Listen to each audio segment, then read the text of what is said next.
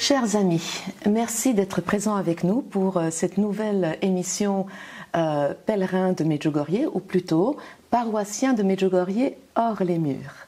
Aujourd'hui, nous avons le plaisir d'accueillir le Père James. Alors, contrairement à ce que plein de gens pensent, le Père James n'est ni croate ni polonais. Le Père James est brésilien. Bonjour Père James. Bonjour Sabrina. Merci d'avoir pris ce temps pour partager avec nous. Alors, merci. Comment se fait-il qu'on soit brésilien et qu'on soit aussi slave? Je ne sais pas. Alors, j'ai des origines portugaises. Mon père est d'une famille portugaise, Almada, et puis ma mère aussi, d'origine portugaise, Alcantara. Mais peut-être dans leur ascendance, nous avons des ancêtres slaves.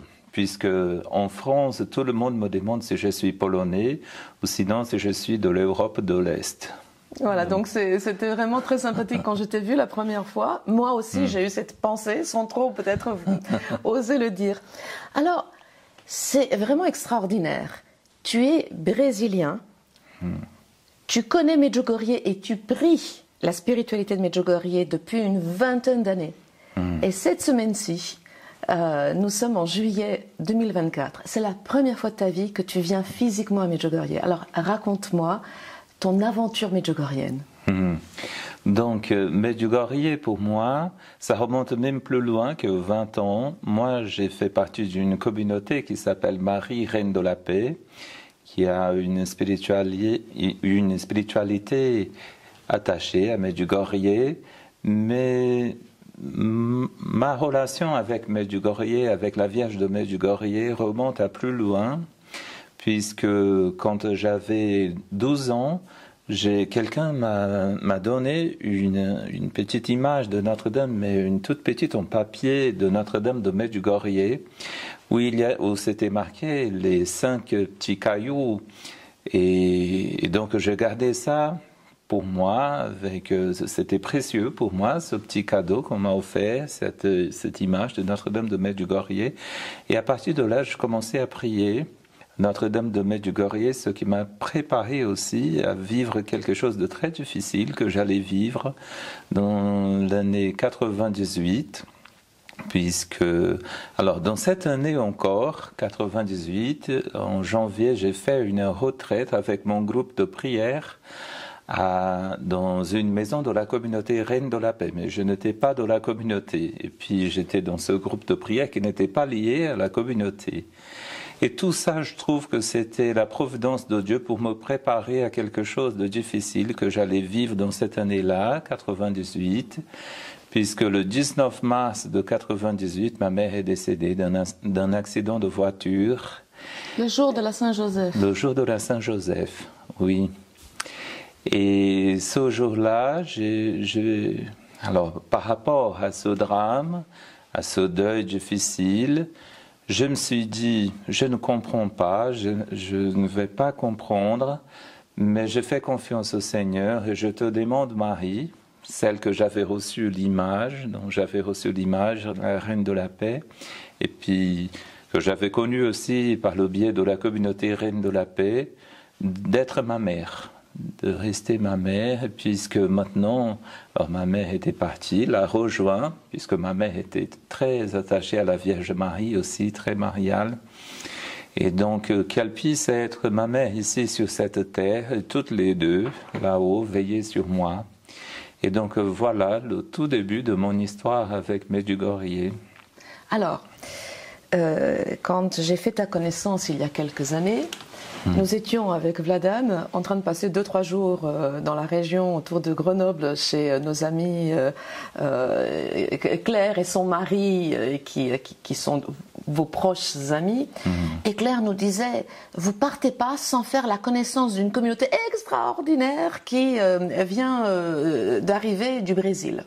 Alors je me dis que communauté qui vient d'arriver du Brésil à Grenoble, voilà, donc je voulais voir ça. Et j'ai compris pourquoi elle était tellement enthousiaste et toute cette affection qu'elle a pour vous. Vous veniez d'arriver depuis pas très longtemps, vous parliez tout le monde quelques mots de français. Mon portugais est très restreint, pareil, mais il y a eu vraiment un coup de foudre comme ça, amical, qui s'est passé, et petit à petit, des membres de votre communauté sont venus à Medjugorje chez nous pour notre plus grande joie. Mais toi, tu n'étais pas encore venu. Raconte-nous la communauté, raconte-nous votre arrivée à Grenoble, raconte-nous tout ça parce que c'est quand même extraordinaire. Vous arrivez de ce merveilleux pays qu'est le Brésil et vous vous retrouvez à Grenoble. Oui, donc la communauté a été fondée en 89 à Sobral. C'est une ville dans l'intérieur du Brésil, dont l'État s'appelle Ceará. Et cette communauté a été fondée par une dame qui avait vécu une expérience forte dans le renouveau charismatique, puis qui a commencé un groupe de prière. Elle s'appelle Tazia, c'est une laïque, une femme laïque, mère de famille, mère de 9 enfants. Quand elle avait commencé, alors la communauté a commencé par un groupe de prière. Quand elle a commencé le groupe de prière, elle n'avait pas encore les 9. Mais ils sont venus au fur et à mesure, et cela nous parle aussi pour notre charisme, qui est un charisme qui nous appelle à la fécondité spirituelle, à engendrer des vies avec le Christ. Bien sûr, c'est lui qui engendre en nous, dans nos âmes, pour lui, pour Dieu. Et donc, elle est venue à Medjugorje aussi. Elle a fait une belle expérience avec nos cofondateurs aussi, Tony et Rosanne.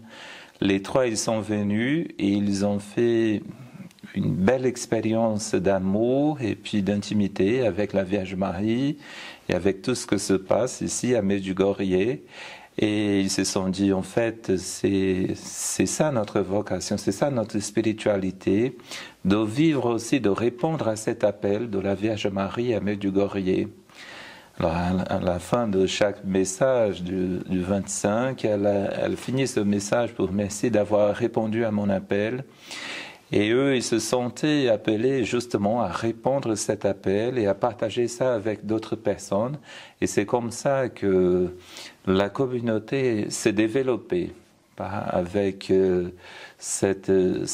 la réponse à cet appel de Marie, à suivre son fils et puis à combien de personnes aujourd'hui environ font partie de la communauté Reine de la Paix au Brésil? Alors des membres engagés, nous sommes à peu près 1000. Ah, quand même. Oui, au Brésil, dans la communauté de vie, la communauté d'alliance, et puis nous avons les groupes de prière, ce qui fait qu'avec les groupes de prière, nous sommes à peu près 3000 personnes qui gravitent autour de la communauté. Alors, la fondatrice, mère de famille laïque, est-elle encore active avec vous? Elle est encore active, c'est elle encore la modératrice générale. Alors, elle est bien sûr en communion avec l'Église, nous avons nos statuts qui sont reconnus par l'Église. Et puis, pour les communautés nouvelles, il y a un organisme dans l'Église qui a été créé par le pape François qui s'appelle Caris, qui accompagne les communautés nouvelles. Nous, notre communauté, nous faisons partie de la Caris internationale. Et elle est la présidente de la Caris, parce qu'au Brésil, nous avons beaucoup de communautés aussi, et chaque province a un responsable pour la Caris de chaque province. Ça correspond presque aux États du Brésil, une province. Nous, c'est la province Nord-Est 1, et c'est elle la présidente de la Caris de notre État. Donc elle a, en plus de la communauté, elle a cette fonction d'accompagnement d'autres communautés aussi de notre État. Et puis... Donc l'Église du Brésil n'a pas peur de nommer des femmes à des postes quand même de responsabilité importante. Ah non, non, non. Et même alors là, c'est un exemple pour les communautés nouvelles, mais par exemple, il y a quelque chose que je ne vois pas ici en Europe et que par exemple le pape François, il a élargi pour l'Église universelle, c'est l'institution des ministères laïques pour les femmes. Chez nous au Brésil, j'ai grandi avec ça. C'est le ministère extraordinaire de la Sainte Communion et le ministère de la Parole. Il y a des femmes qui prêchent, qui font des célébrations de la parole. Et chez nous, au Brésil, la majorité des laïcs qui font ça, ce sont des femmes. Ce sont des femmes qui sont investies, ministres extraordinaires et de l'Eucharistie et de la parole. Donc le pape François, il connaissait déjà cette réalité ecclésiale de l'Amérique latine et il l'a élargie pour l'Église universelle. Voilà. Ça, je suis époustouflée de cette découverte. En fait, c'est la première fois que j'en entends parler. Ça, c'est vraiment, vraiment une bonne nouvelle. Alors, dis-moi, tu arrives en France. Est-ce que votre groupe qui est dans la région autour de Grenoble, qui appartient au diocèse de Grenoble, est le premier groupe qui est parti à l'étranger ou vous êtes d'autres groupes ? Oui, membre de la communauté, oui. De notre communauté, c'est la seule mission en dehors du Brésil. C'est cette mission dans le diocèse de Grenoble. Au Brésil, nous sommes présents dans plusieurs diocèses, plutôt au nord du Brésil, mais même en plusieurs États. Mais en dehors du Brésil, il n'y a que cette mission. Alors, tout à l'heure, tu me demandais de poser la question, comment nous sommes arrivés à Grenoble ? Et c'était la providence de Dieu, puisque incroyable, incroyable. Nous avons accueilli pour la semaine missionnaire en 2013 le groupe de Grenoble qui venait au JMJ. Donc la semaine missionnaire, c'est une semaine avant les JMJ. Et nous avons accueilli dans le diocèse de Olinda Monseigneur de Kélimel et tout le groupe des jeunes et prêtres du diocèse de Grenoble pendant la semaine missionnaire avec la paroisse où on était là-bas, à Olinda, où nous sommes toujours. Et donc, à partir de là, on a commencé un lien d'amitié avec le diocèse de Grenoble, avec Monseigneur de Kélimel et avec des prêtres, les gens du diocèse. Et c'est grâce à cette rencontre que l'année d'après, nous sommes arrivés à Grenoble pour fonder une mission à Bourgoin-Jallieu, au Nord-Isère. Alors ça devait être un choc énorme. Vous étiez combien? Parce que je sais que vous arriviez d'un endroit où il fait tellement chaud, dans un endroit où les hivers peuvent être rudes, vous parliez pas la langue, tout était nouveau, et toi tu n'étais pas encore séminariste ou tu étais à peine séminariste. Donc je sais que c'était vraiment des débuts tout à fait une aventure. Oui, donc je n'étais pas séminariste, mais j'avais fait la demande. C'était justement l'année où j'ai fait la demande pour devenir séminariste. Et on avait un évêque qui accueillait des séminaristes pour être prêtre diocésain et membre de la communauté en Amazonie. Mais quand nous avons commencé les négociations avec Monseigneur de Kélimel pour arriver dans le diocèse de Grenoble, on m'a proposé de venir plutôt à Grenoble qu'en Amazonie. Et en me laissant libre, bien sûr, libre pour discerner, pour prier. Et puisque c'était un grand changement, et dans les négociations avec Monseigneur de Kélimel, je serai prêtre diocésain comme je suis. Moi, je suis prêtre diocésain incardiné au diocèse de Grenoble et membre de ma communauté. Donc, je mets mon charisme au service de l'église particulière de Grenoble. Et j'ai prié, j'ai discerné, et finalement, tous les signes, c'était la volonté de Dieu. Et nous sommes arrivés justement avec ce défi d'une nouvelle culture, une nouvelle langue. Moi, je ne parlais pas français. Je suis arrivé en France avec un vocabulaire de 4 mots. C'était bonjour, oui, non et merci. Voilà. Et puis, il y avait le défi aussi culturel. Quand nous étions encore au Brésil, Monseigneur de Kélimel nous avait envoyé une lettre en disant « Préparez-vous à un changement culturel. Les Français, les Dauphinois ne sont pas comme les Brésiliens. » Il nous donnait un exemple que je trouvais très touchant. Il disait « Les Dauphinois, ils sont comme la noix. Ils sont parfois durs à l'extérieur, mais ils sont tendres à l'intérieur, ils sont bons. » Je suis très d'accord, parce que tous les Dauphinois que je connais sont exactement comme ça. Voilà. Ils peuvent sembler un petit peu comme ça, et puis c'est des cœurs d'amour. Donc voilà, je suis Très d'accord. Tout à fait. Alors au jour de mon ordination, donc ça faisait déjà plusieurs années que j'étais à Grenoble, pour mon discours d'ordination, j'ai dit, enfin j'ai raconté cette histoire que Monseigneur de Kérimel nous avait dit ça, et puis j'ai dit, mais il a oublié une chose. Il a oublié de dire que la noix de Grenoble est la meilleure noix du monde. Mais c'est vrai, en plus, mais tu as bien fait de le souligner, c'est absolument juste. Et donc, tout le monde était content de cette remarque. Eh bien, tout le monde avait raison. Bon, alors, tu es à Medjugorje. Est-ce que tu as l'impression que tu as une vocation de Medjugorje ou tu as l'impression que toute ta vie, le Seigneur te fait sentir que tu dois être prêtre? Alors, c'est toute ma vie. Avant même que je connaisse Medjugorje, j'ai ressenti déjà l'appel au sacerdoce.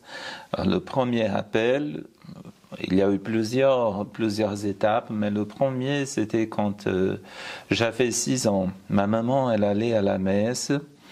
Elle allait à la messe tous les jours et elle priait le chapelet tous les jours avant d'aller à la messe.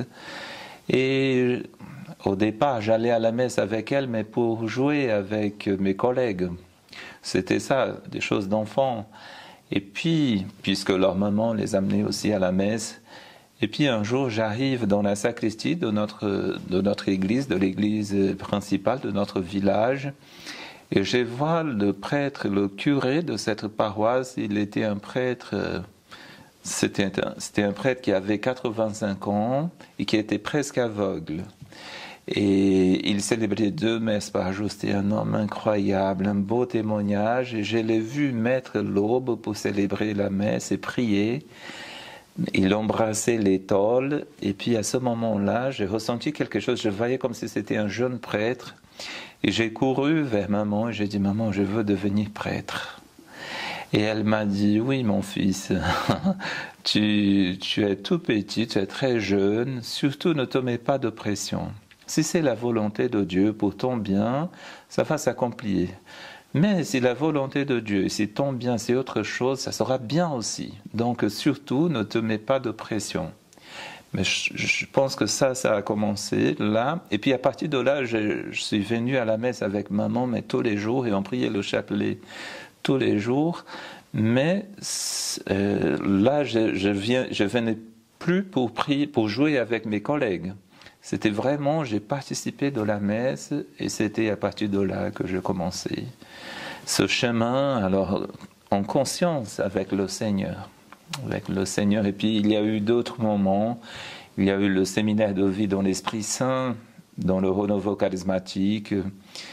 Quand j'avais 10 ans, ma sœur m'a invité à une retraite d'un week-end, séminaire de vie dans l'Esprit Saint, et c'est là où j'ai commencé à cheminer avec le renouveau charismatique à l'âge de 10 ans. Et puis voilà, plusieurs choses. J'ai eu la chance, le bonheur, je ne sais quel mot assez fort qui pourrait décrire mon expérience brésilienne. J'aime tous les pays dans lesquels j'ai eu la joie, le bonheur, le privilège de pouvoir séjourner. Et ce serait long à dire. Par exemple, j'ai découvert en novembre le Rwanda, Notre-Dame de Kibeho, qui m'a ébloui. Les gens du Rwanda m'ont ébloui, l'église du Rwanda m'a ébloui. Quand je suis allée au Brésil, j'ai pris le Brésil comme ça, en plein visage, en plein cœur. Et si aujourd'hui on me disait tu dois partir au Brésil, je demanderais juste quand est-ce que je pars. Et je pars tout de suite. Ce pays absolument fantastique. Que quelqu'un laisse le Brésil, mais comment est-ce possible? Je plaisante. Je suis tellement contente pour le diocèse de Grenoble de vous avoir. Tellement contente et reconnaissante. Mais le Brésil est vraiment spécial. Les Brésiliens sont fantastiques. Enfin, au moins tous ceux que j'ai rencontrés, j'en ai rencontré beaucoup. Bon. Ceci dit, à cause de cela, grâce à cela, ou je ne sais pas comment dire, je me suis sentie particulièrement interpellée par le synode sur l'Amazonie. J'ai suivi de tout mon cœur toutes ces rencontres qu'il y a eu à Rome et toutes ces émotions. Il y a des gens qui disent n'importe quoi. Enfin, on voit qu'il y a des gens qui disent n'importe quoi parce que ils ne sont pas confrontés à la réalité brésilienne. Et je me suis dit, mais comment est-ce possible qu'il y ait des gens comme ça qui se permettent sans connaître, de juger, etc. Donc la réalité de l'Amazonie est une réalité qui n'est pas facile. Comment est-ce que toi et les tiens l'avez vécu? Que ce soit ceux qui sont avec toi en France ou les tiens au Brésil. On a vécu comme un temps de grâce, de réflexion. C'est pas aujourd'hui qu'on prie et puis qu'on pense, qu'on réfléchit sur cette église avec ses défis, l'église de l'Amazonie. Nous avons une mission là-bas, la communauté Reine de la Paix. On a une mission en Amazonie et nous connaissons les défis de cette région. C'est une région où il y a beaucoup d'intérêts, mais une région très riche et au même temps, qui n'est pas très peuplée. Il y a une petite densité démographique, ce qui rend les maisons, les villages, tout. Il y a des kilomètres de distance, ce qui fait que l'évangélisation est difficile. Et puis des choses compliquées, parfois justement les moyens de transport, tout ça. Alors il n'y a pas beaucoup de routes. Les routes, ce sont les fleuves en Amazonie. Et donc nous avons suivi ça avec confiance, en priant pour cette région qui a besoin d'un soutien spirituel, du soutien de l'Église. Je pense qu'il y a une différence entre ce qui a fait un peu la tension, c'est justement, tu as parlé du Brésil, et il y a quand même une différence entre l'Amazonie brésilienne et l'Amazonie hispanophone, l'Amazonie des pays hispanophones. Puisque, par exemple, je t'ai parlé tout à l'heure des ministres extraordinaires de la Sainte Communion, hommes et femmes, qui peuvent faire des célébrations de la parole le dimanche, là où il n'y a pas de messe, qui peuvent amener des réserves eucharistiques et faire une célébration de la parole, et donc vivre la célébration de la parole, prêcher l'évangile, donner la communion. Dans les endroits qui sont reculés, difficiles d'accès. Et ça n'existait pas dans l'Amazonie hispanophone, des pays hispanophones. Ce que je trouve dommage, ce qui a fait, par exemple, les polémiques par rapport au sacerdoce, des hommes mariés, des choses qui n'étaient pas au centre de la question.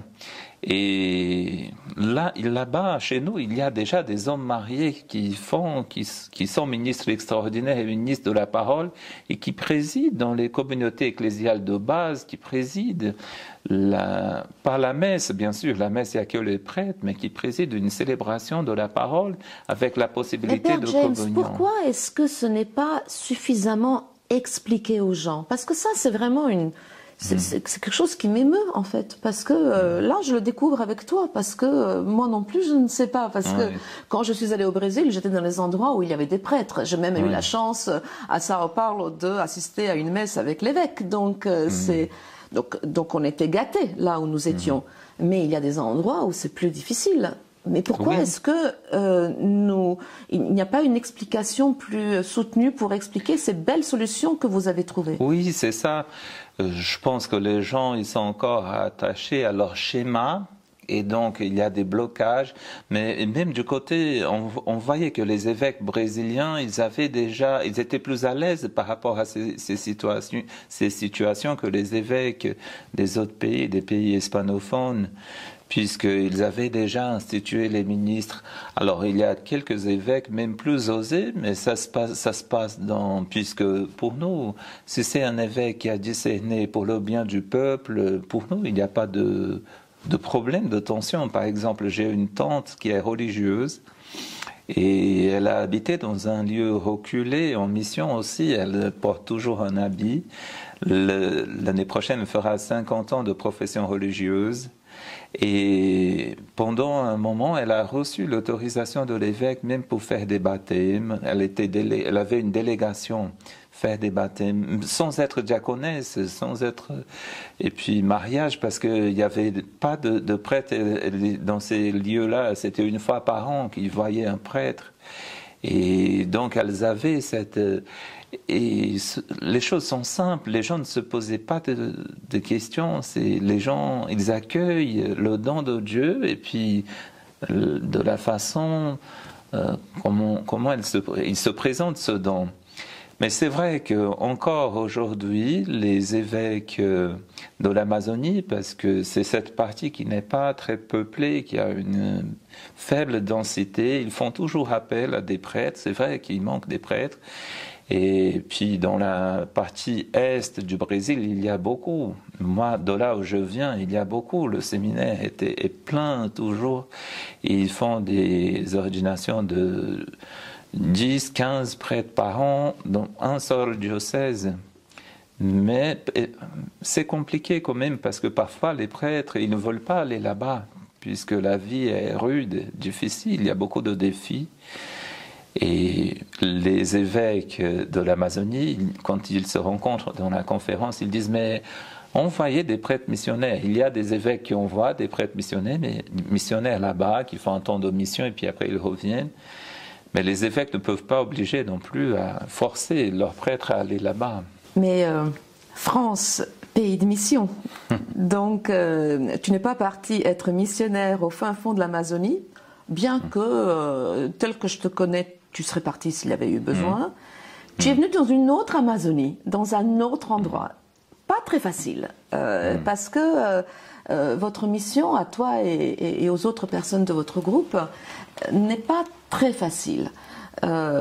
Et pourtant, ce qui m'émeut, c'est de voir, vraiment de sentir l'affection, l'amour que vous avez pour l'endroit où vous habitez, pour la population entière.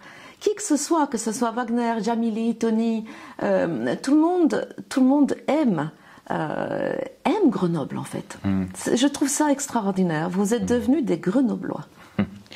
Nous avons été très bien accueillis par les gens de Grenoble pour partager notre foi avec eux. Et c'est un beau diocèse avec des gens engagés, des chrétiens qui sont engagés et qui donnent leur vie pour le Seigneur, même les prêtres. Tout le monde, nous sommes dans cette dynamique d'annonce de la bonne nouvelle du salut. Et je pense que des gens qui arrivent même de l'extérieur et qui entrent, qui sont dans cette dynamique aussi d'annonce, de partage de la foi, seront toujours très bien accueillis et je me réjouis. Et c'est vrai que nous tous, nous sommes contents, nous aimons ce diocèse, cette belle église de l'Isère, avec qui nous avons la chance de partager la foi, cette foi catholique. Il y a une richesse aussi dans l'histoire de cette église, une richesse spirituelle aussi, des hauts lieux pour la foi chrétienne, hauts lieux comme par exemple Notre-Dame de la Salette, au sud du département de l'Isère, et puis les Chartreux aussi ont été... Alors, leur premier monastère, c'était dans le diocèse de Grenoble, dans la Grande Chartreuse, voilà, avec Saint-Bruneux, qui est arrivé à Grenoble. Et c'est étonnant parce que, justement, on m'a demandé de prier pour demander des signes, parce que c'était un grand engagement de venir à Grenoble, et puis moi je serai un cardinal, moi je suis un cardinal, donc attaché normalement à vie à cette église et à son évêque et à vie de foi catholique dans cette église particulière. Et on m'a dit, donc c'est un engagement quand même important, prie pour demander au Seigneur pour que tu puisses aller en paix. Et puis au jour où j'ai prié, c'était le jour de la Saint-Bruno. Et j'ai voyé dans un livret comme Prions en Église qu'on a là-bas au Brésil, l'histoire de Saint Bruno, lui qui frappe la porte de l'évêque de Grenoble qui avait fait un rêve avec 7 étoiles qui partaient du clocher de la cathédrale de Grenoble et qui montait vers le désert de la Grande Chartreuse. Et puis le lendemain, il rencontre ses 7 compagnons, les 6 compagnons de Saint-Bruno pour fonder, donc les 7 pour fonder. Et il a tout de suite compris son rêve et il leur a donné justement ce désert pour qu'ils puissent s'installer là-bas. La question, alors c'est un peu drôle parce que j'ai lu ça ce jour-là, mais je ne savais pas que un saint que j'avais prié tout au long de ma vie, c'était un saint de Grenoble qui était Saint Hugues. C'est l'évêque de Grenoble qui a accueilli Saint Bruno. J'ai toujours prié à Saint Hugues sans savoir d'où il venait, parce que c'était le saint de mon jour de naissance. Moi, je suis né le 1er avril et c'est la fête de Saint Hugues de Grenoble. Et ce jour-là, je voyais les signes de la Providence. Des signes. Et une chose qui m'a un peu fait sourire l'autre jour, une de mes amies, que j'aime beaucoup, est venue partager un repas avec nous. Et à un moment, elle qui aime beaucoup Medjugorje, qui toujours essaye de diffuser le message et tout ça, elle a commencé un petit peu à se plaindre d'un écrivain, un journaliste qui était très réservé sur Medjugorje et qui avait à travers le temps écrit des choses comme ça, pas positives pour Medjugorje. Bon, chacun a le droit à ses opinions, mais et toi tu l'écoutais comme ça, gentil comme tu es, attentif, bienveillant, et alors elle attendait de toi que tu dises quelque chose par rapport à ça, et toi tu lui as dit mais je n'ai jamais entendu parler de lui.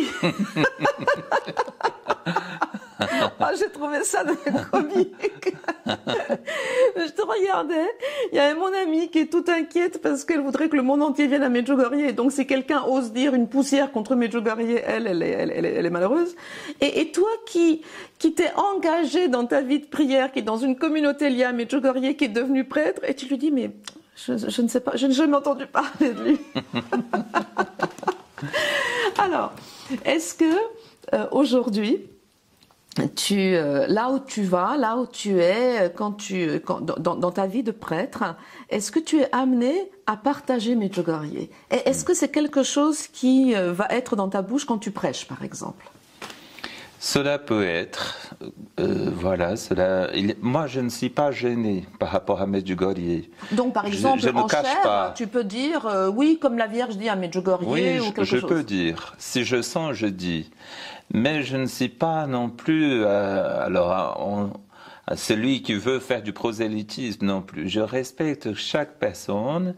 Et puis, si quelqu'un dit quelque chose, mais alors, parfois, j'entends des avis contraires à Medjugorje et je dis, alors soyez quand même prudents, soyez au moins comme Gamaliel. Si vous ne croyez pas, mais si jamais ça vient de Dieu, ça serait triste pour vous de passer à côté. Oui. Mais je respecte chaque personne et puis voilà, mais je ne suis pas gêné par rapport à de dire que là, je suis là ces jours-ci et puis je dis à tout le monde, à mes paroissiens, j'ai des collègues prêtres même de mon diocèse qui viennent tous les ans ici. Pour nous, c'est quelque chose. Et puis ici, c'est un beau lieu d'adoration, de foi. On voit la foi des gens. Et puis, on a ces temps d'adoration qui nous ressourcent, qui nous donnent un nouvel élan pour continuer notre chemin de réconciliation. Ici, j'ai confessé beaucoup de monde. On voit des gens en recherche de Dieu et c'est beau, c'est touchant. Donc, comment est ton expérience medjugorjienne où tu viens pour la première fois ça c'est vraiment incroyable. Tu viens pour la première fois alors que tu appartiens à une communauté qui est spirituellement liée à Medjugorje. Comment est cette expérience de cette semaine que tu passes ici? Qu'est-ce qui t'a touché? Est-ce qu'il y a quelque chose que tu as regretté? Est-ce qu'il y avait une attente? Comment se passe cette semaine? C'est drôle parce que c'est comme si ce n'était pas la première fois, comme si j'étais familier. Je me sens à la maison. Je me sens comme je suivais. Bon, ici, tu es à la maison de toute façon. Là, tu reviens quand tu veux. Et si ton évêque te prête, tu viens ici et tu t'installes. Mais même dans la ville, même si je ne connaissais pas physiquement les lieux, mais je me sens comme si je connaissais. Et j'ai partagé ça avec mon frère qui est venu avec moi, mon frère de communauté. Je disais, mais c'est bizarre, je me sens pas comme si j'étais en train de connaître Medjugorje. C'est comme si je connaissais déjà. C'était naturel. C'était naturel. Et je trouve que c'est bien. Moi, je me sens bien ici et très touché par la foi des gens, par la foi. Alors là, on a rencontré plusieurs groupes de pèlerins. Alors en ce moment, surtout de l'Europe de l'Est, beaucoup d'Ukrainiens. J'étais très touché par une expérience avec les Ukrainiens quand on était vers la Croix Bleue, d'un prêtre qui avait prié l'office, deux prêtres qui avaient prié l'office avec son groupe de pèlerins devant la Croix Bleue. Et puis à la fin, il se tourne vers son groupe et il fait une annonce. Mais pendant l'annonce, la voix lui manque, il commence à pleurer. Et tout le monde a commencé à pleurer. Moi, ça m'a beaucoup touché, cette expérience. Et voilà, c'est des expériences comme ça. Et puis, alors, je vais jusqu'au bout. Ça t'a non seulement touché, mais tu m'as dit, Brésilien que je suis, je pleurais encore plus fort qu'eux. Tout à fait. Et puis, donc, ils ont pleuré, mais après, ils ont essuyé les larmes, ils sont partis, et moi, j'ai continué à pleurer. Ils sont partis, et moi, je suis resté en pleurant. Mais ça m'a rempli le cœur. Je me suis dit, mais un prêtre qui est capable de pleurer, de partager cette peine que les gens peuvent avoir, c'est important aujourd'hui de pouvoir compatir. Il y a des gens qui, j'ai l'impression que voilà, ça ne les concerne pas, certaines difficultés du monde. Comment est-ce que toi tu vis cette sécheresse parfois?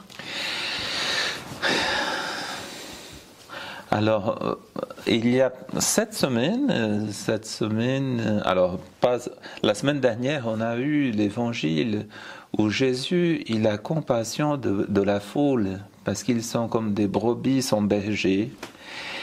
Et toujours, depuis que je suis prêtre, je demande à Jésus d'avoir un cœur comme le sien, qu'il puisse venir habiter dans mon cœur et façonner mon cœur comme un cœur de pasteur.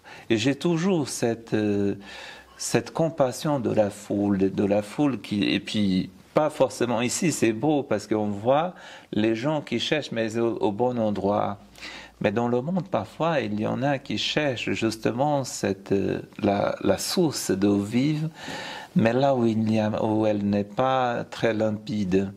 Et donc, ça rajoute encore des souffrances. Alors, en Europe, souvent, il y a des paroisses qui se vident, mais les sanctuaires sont pleins. Et donc, ça montre que les gens ont une quête, une soif de Dieu, mais que leur rapport à la paroisse change. Oui. Quels sont pour toi les sanctuaires qui ont été importants? Quels sont les sanctuaires où toi tu aimes retourner? Je suis allée à Aparecida et j'y étais pour le mercredi décembre 2018 avec mon amie Sandra Regina et je serais bien restée. Hein, ça c'est vraiment, mais quel endroit! Vraiment, mais quel endroit! Quels sont pour toi les sanctuaires où tu as particulièrement aimé aller?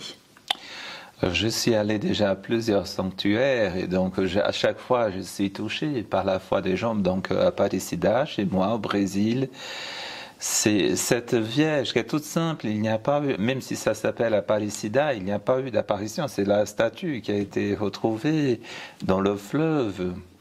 Et donc je suis très touché par cette Vierge, c'est l'Immaculée Conception, la statue elle est noire, elle est en bois noir, ça nous parle aussi par rapport à notre histoire, l'histoire du Brésil.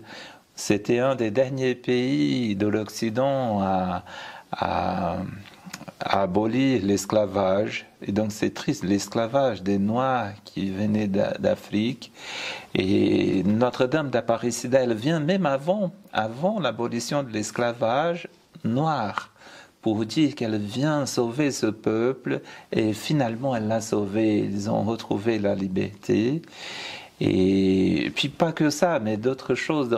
Et aujourd'hui, les Brésiliens, ils viennent à Aparecida, et on regarde cette statue qui est toute petite, et on voit la parole de Dieu, on pratique celle où il dit, où il prie au Père, il dit, je te rends grâce Seigneur, car et à chaque fois quand je vais dans un sanctuaire, j'entends cette parole, même ici à Medjugorje, mais à Lourdes, à Fatima, c'est à chaque fois la même chose, j'entends toujours cette prière, et puis je m'unis à cette prière de Jésus, quand il dit, Seigneur, je te rends grâce, Père, je te rends grâce, car ce que tu as caché aux sages et aux savants, tu l'as révélé aux tout petits. Et on voit ces tout petits qui viennent trouver le Seigneur dans les sanctuaires. Donc moi je suis très content aussi d'aller à Lourdes avec le diocèse de Grenoble.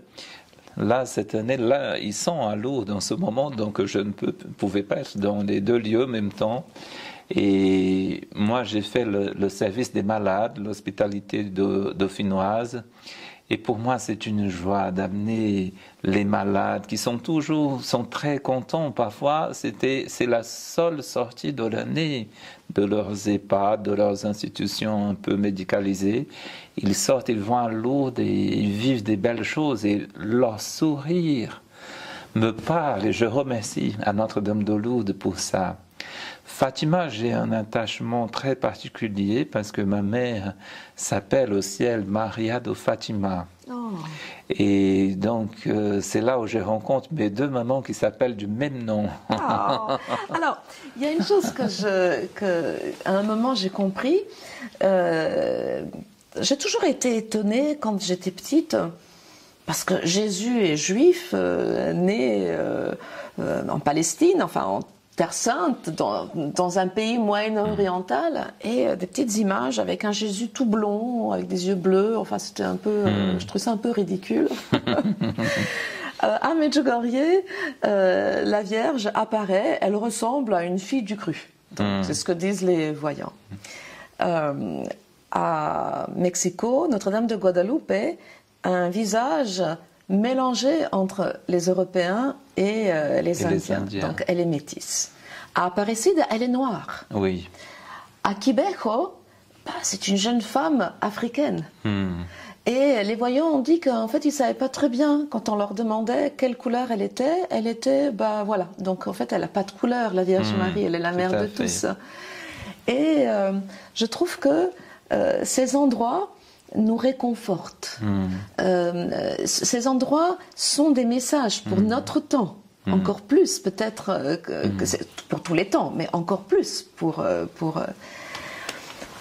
Toi, tu me parles de Monseigneur de Kérimel avec tellement d'amitié, tellement vraiment d'affection, d'amitié. Puis après, tu me parles de votre évêque actuel avec la même chaleur. Tu es vraiment un prêtre qui a confiance dans tes bergers. Oui. Quelque chose que je trouve vraiment... Je ne peux même pas imaginer que tu trouves une poussière de critique. Et c'est quelque chose qu'en t'entendant parler du premier évêque de Grenoble que tu as connu et qui t'a ordonné, et de celui qui est aujourd'hui... Monseigneur Echene. Et vraiment cette amitié, cette confiance, parle-nous de ces aspects-là. En fait, c'est important d'être lié. Alors, c'est l'évangile d'aujourd'hui. Lié, demeurer dans le Christ, c'est être attaché à la vigne. Et la vigne, c'est l'Église, c'est le corps mystique du Christ. Et ce corps mystique, il a des personnes, des responsables. Et donc, je suis très attaché à mon Église. J'aime mon Église catholique comme elle est. Mes évêques, comme tu as bien dit, Monseigneur de Kérimel, et puis maintenant j'ai une grande affection pour Monseigneur Echene, avec qui je travaille, une affection filiale. C'est notre père, de nous, notre pasteur, de nous les brebis. de l'église de l'Isère, et puis notre pape François. J'aime aussi, j'apprécie chaque pape avec leur particularité, la richesse qu'ils apportent pour l'église.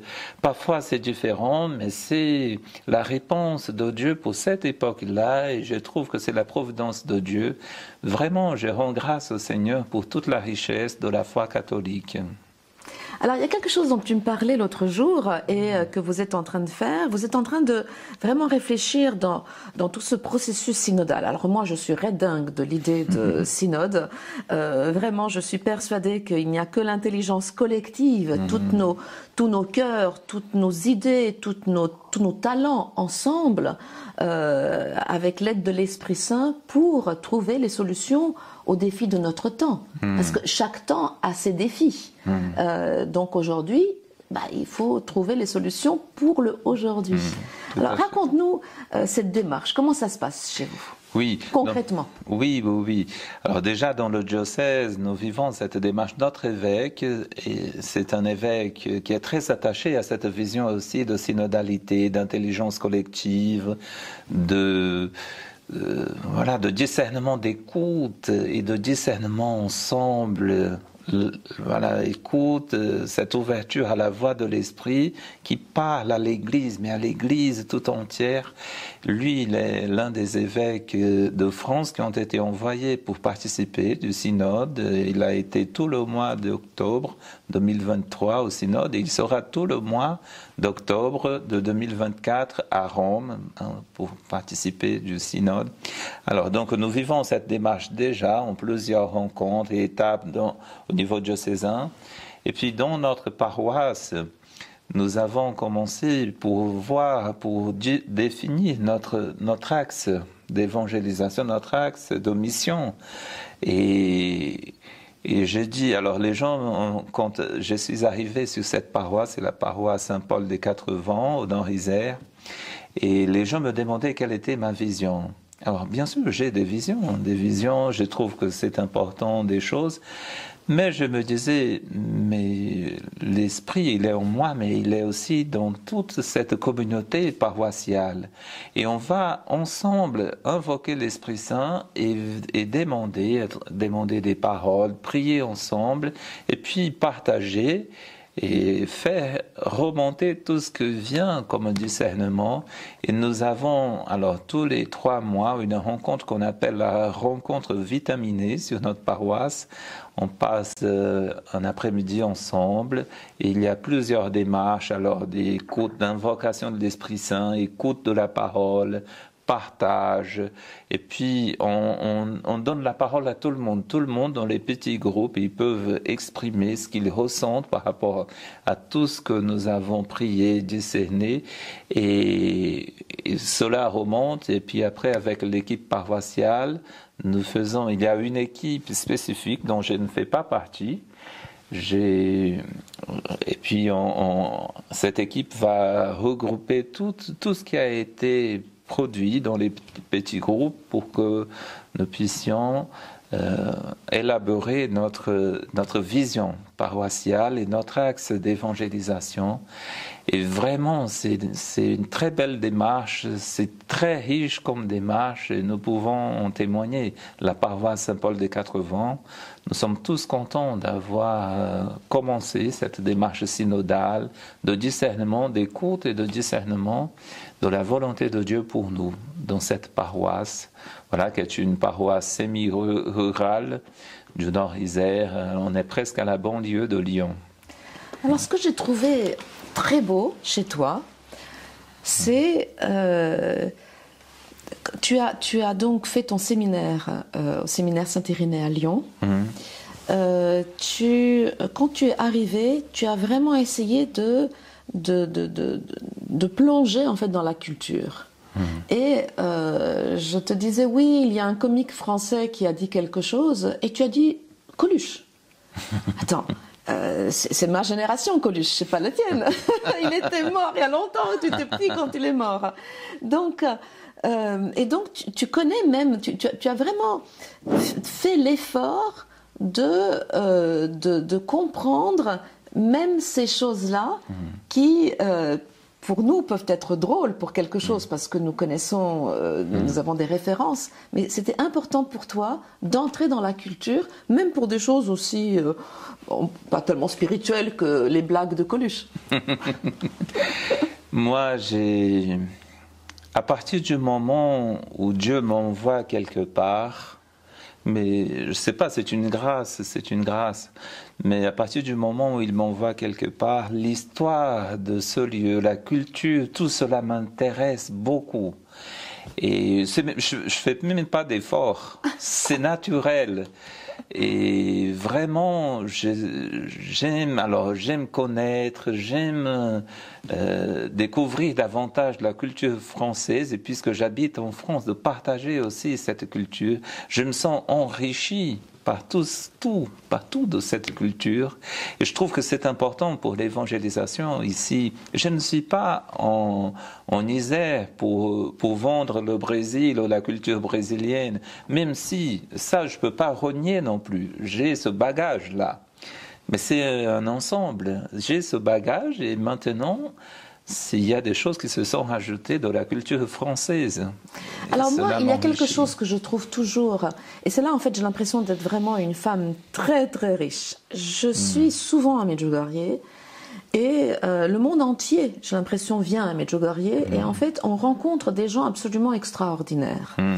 Et je trouve que ce qui est beau, c'est ces rencontres qui en fait aident à créer une dynamique. Et quand je t'écoutais partager, toi et Wagner, mais également quand Jamili est venu, quand Tony est venu, quand je les entendais partager tout ce que eux ils vivaient, je me suis dit mais cette importance en fait que l'on puisse se rencontrer les uns les autres pour des temps de partage et des choses un peu osées. Et qui en fait, quand c'est les choses un peu différentes, ça peut donner des feux d'artifice magnifiques. Hein. Donc, que dirais-tu que maintenant, tu vas partir demain? Donc, déjà, j'ai l'impression que tu es resté 5 minutes. Donc, une semaine est passée en 5 minutes. Mais pourquoi ne pas, comme ça, avoir comme on lance, hein, intelligence collective, on lance un projet de pèlerinage interdiocésain entre ton premier évêque et ton évêque actuel. Et pourquoi pas ne pas inviter des gens du Brésil? Et pourquoi ne pas faire une espèce de bouillabaisse sympathique comme ça de feu d'artifice ici à Medjugorje, parce que c'est un peu entre guillemets neutre par rapport à tous ces endroits.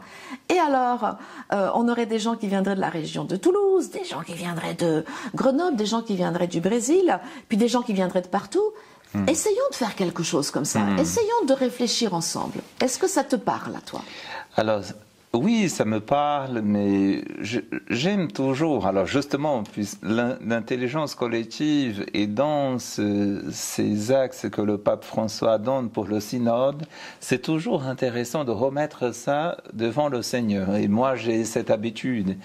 Quand j'ai un projet, je lui pose la question, après il me répond, à chaque fois il me répond.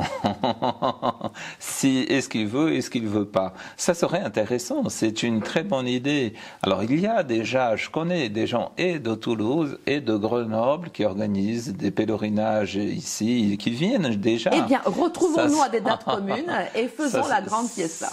Ça se passe déjà.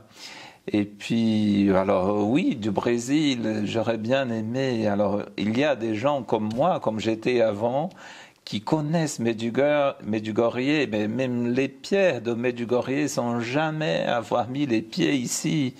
Et puis qui rêvent d'un jour de venir. Alors là, je serais content de faire en sorte que ces gens-là, qu'ils puissent un jour venir ici. Alors, Père James, là, nous allons terminer notre rencontre pour aujourd'hui, mais je te donne rendez-vous dès que tu seras revenu avec à la prochaine fois. Voilà. Donc, et la prochaine fois, tu viens nous raconter ce qui s'est passé entre aujourd'hui et la prochaine fois. Et sûrement, ce sera très beau. Avec joie.